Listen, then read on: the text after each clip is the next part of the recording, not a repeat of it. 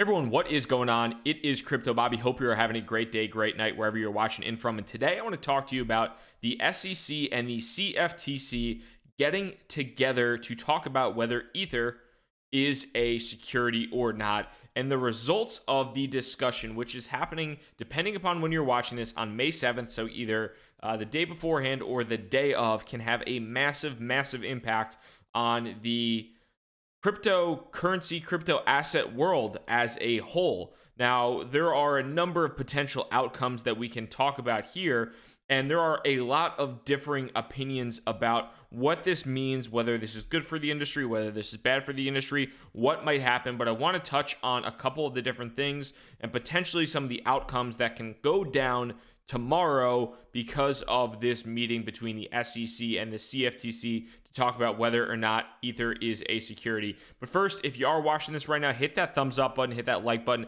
Helps get this video out to as many people as possible. And if you are new here, hit the subscribe button and the notify bell. Okay, so let's get into it. So a lot of this broke on actually earlier last week when the Wall Street Journal released an article talking about the world's second most valuable cryptocurrency being under regulatory scrutiny, that the SEC, which handles the securities laws in the United States, and the CFTC, which handles commodities laws and regulations in the United States, they're getting together to collaborate and to touch base essentially on whether or not Ether, which is the second largest cryptocurrency or crypto asset, is the second largest one behind Bitcoin, whether or not that is a security. And a lot of this is coming down to the actual ICO or the pre-sale that occurred with Ethereum back in the day. So depending upon when you got into cryptocurrency, maybe you were around for the Ethereum ICO, maybe you participated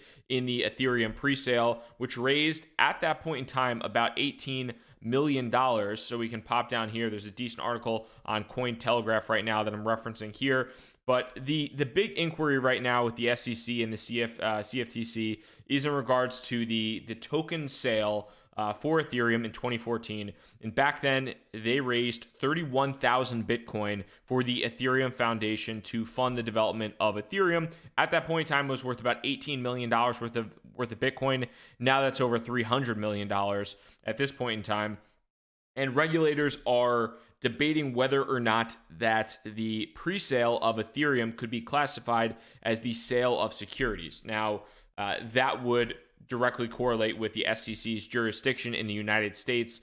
But what does that all mean? And the meeting is going down tomorrow, like I said, on May 7th to discuss the appropriate course of action.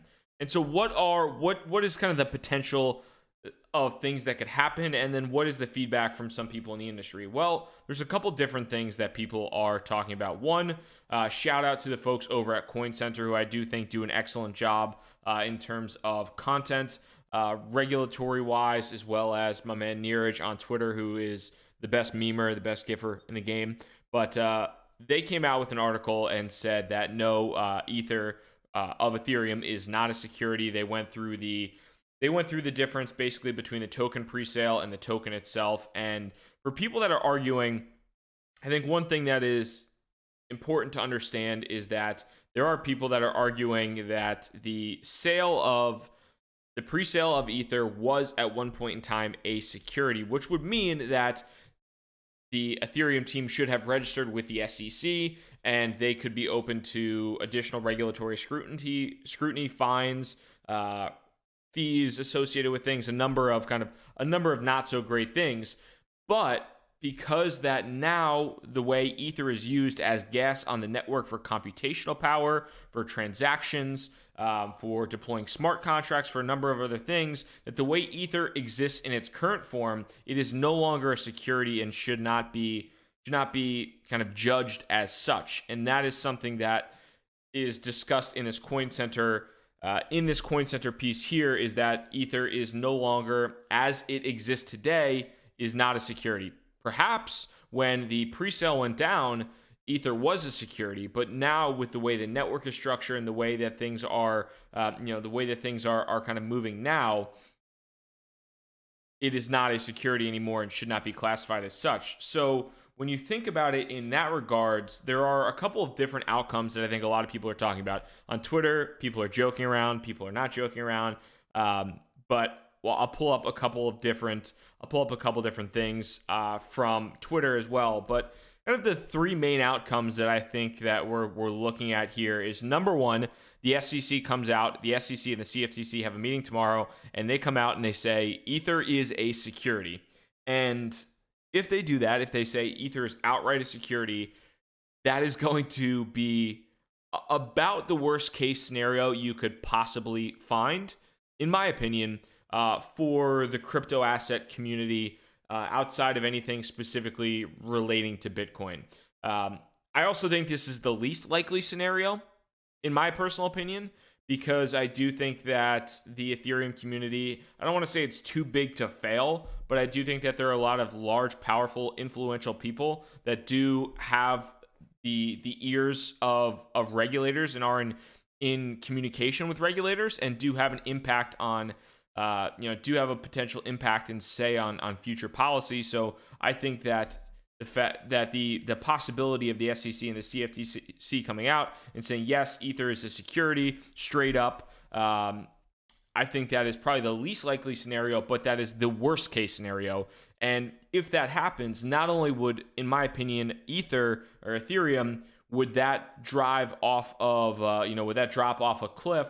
But if ETH is a security, then basically every ICO, the vast majority of ICOs, initial coin offerings that have taken place on the Ethereum network, those would also be classified as securities as well, which would ridiculously drop the value of those, and potentially a significant other portion of ICOs. Basically, the only thing that would be safe in this kind of worst case scenario would be, in my opinion, Bitcoin and other proof of work coins that have not done an ICO, not have had an insta-mine or a pre-mine or anything like that, but that have just been perfectly transparent proof of work coins. Those would be the ones that would be safe.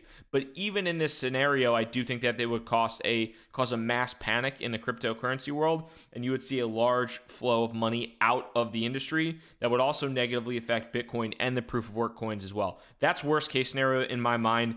The second case scenario, which I think is certainly more likely, would be that kind of going to the point in this CoinCenter piece where they talk about that perhaps the way that the Ethereum Foundation was kind of created and the way they were a key promoter in some respect of the pre-sale, they could have sold essentially securities in 2014, but with how the network has kind of moved to actual utility, now Ether is no longer a security. So perhaps there would be light action against the Ethereum Foundation and some type of recommendations for the future. Maybe you see some fines doled out to the Ethereum Foundation. Maybe you see some fines doled out to some other people as well.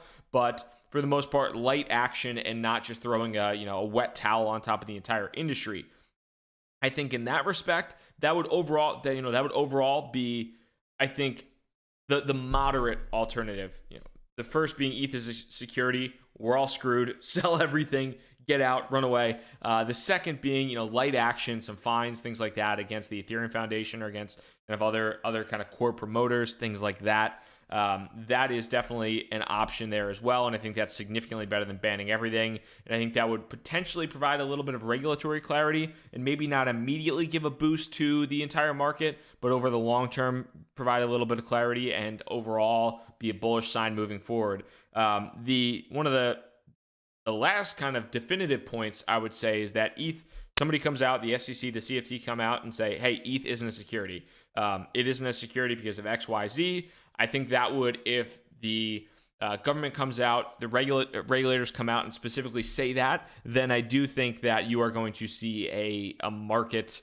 I think you're going to see the market pump quite a bit. Personally, in my opinion, I think that if there is clarity given to the fact that Ether is not a security, that ETH isn't a security, then you are going to see a big positive movement in Ethereum and potentially in a lot of the other ERC20 tokens as well, unless they mention something specifically about some of the other ERC20 tokens or about anything there specifically. But I do think overall that would obviously be the best case scenario coming out of this, is that ETH isn't a security. Now, the one additional thing I think that is important to understand is that there is certainly a possibility of nothing really happening tomorrow. And this is something that, going to Twitter, that Bitzan had mentioned and said, just speculation, there will be no final SEC decision on ETH tomorrow, sentiment leaning on bullish for future outcomes. So that's something I think that some people are anticipating, really no final decision on anything. I wouldn't doubt that at all. I don't know if we're going to come out of tomorrow's meeting with some type of definitive answer on the state and classification of Ether, but it's something you absolutely have to keep an eye on. Now, two other topics here. Crypto bully, crypto Twitter's favorite lawyer. Bitcoin is gold, Ethereum is oil. I don't think the SEC will classify ETH as a security because of Ethereum being really that oil utility, the gas payment network. I think that's something that many people are thinking because of the utility now that is actually using ETH. But on the other end of the spectrum, my man Crypto Donnie Crypto, said, really want the SEC to announce tomorrow that ETH is not a security for the sake of money. Really want the SEC to announce that ETH is a security because it will make all of the new money in crypto unhinged. So pretty funny point, pretty much directly correlated, or pretty much directly spot on. If the SEC announces that ETH is not a security, you're either not going to lose money or you're probably going to make money if you have money long in the market. If it is a security, you are going to see massive losses across your portfolio, in my opinion. Basically, with ETH, with all the ERC20 tokens, and just judging from my understanding of the market, I do think that the majority of people that kind of watch these types of videos and maybe watch me are heavier in things like ERC20 tokens than they might be in Bitcoin and proof of work coins.